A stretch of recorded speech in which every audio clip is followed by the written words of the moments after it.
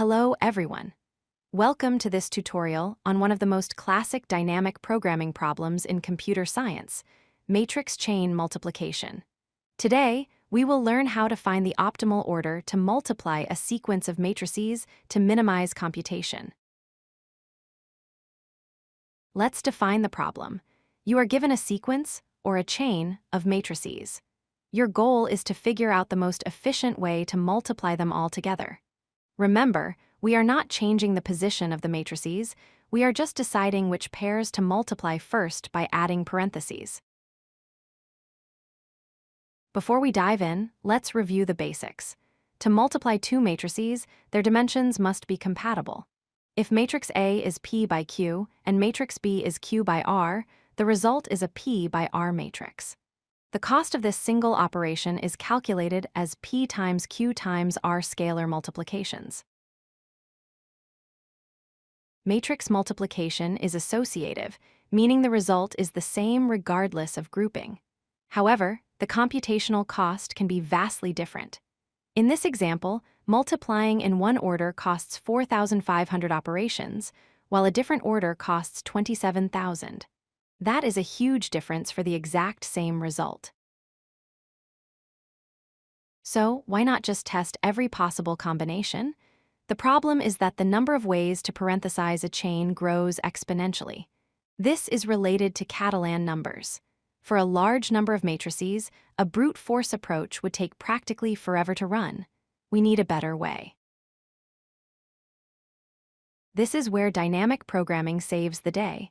This problem has two key properties. First, optimal substructure. The optimal solution involves optimal solutions to smaller subchains. Second, overlapping subproblems. We encounter the same small calculations repeatedly. We can simply store these results instead of recalculating them. Here is the heart of the solution, the recurrence relation. To find the minimum cost for a range I to j, we try every possible split point k between them. We calculate the cost of the left side, plus the cost of the right side, plus the cost to multiply the two resulting matrices. We take the minimum of all these split points. We can visualize this using a 2D table. The diagonal represents single matrices, so the cost is 0. We fill the table diagonally upwards. We solve for chains of length 2, then length 3, and so on, until we reach the top right corner, which gives us the answer for the entire chain. Let's summarize the algorithm. Step 1. Initialize an n by n table with zeros on the diagonal. Step 2. Loop through chain lengths from 2 up to n. Step 3. Iterate through the start indices. Step 4. For each range, try all split points and store the minimum cost. In terms of efficiency, this algorithm has a time complexity of O of n cubed because of the 3 nested loops. The space complexity is O of n squared, which is needed to store the results in our table. This is a massive improvement over the exponential brute force method.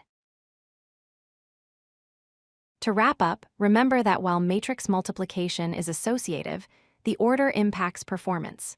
Brute force is too slow. By using dynamic programming to build a solution from the bottom up, we achieve a cubic time complexity solution that is efficient and reliable.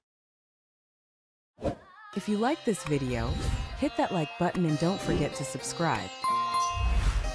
Visit codelucky.com for more such useful content.